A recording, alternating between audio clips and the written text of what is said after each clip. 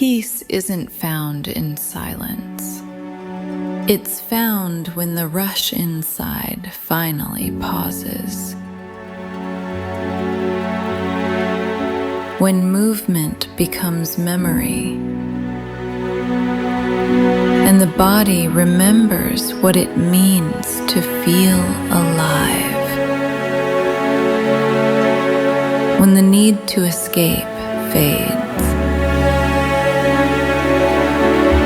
and breath moves with the world, not away from it. You realize it was never about reaching higher,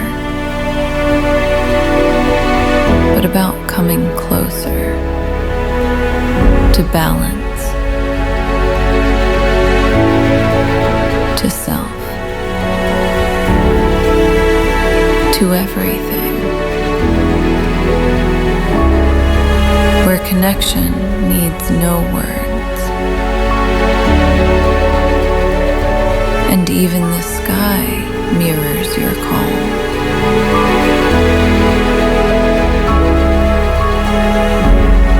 Wellness was never a pursuit. It was a return to stillness, to belonging, to being. 7 ways of balance, one world called Amra.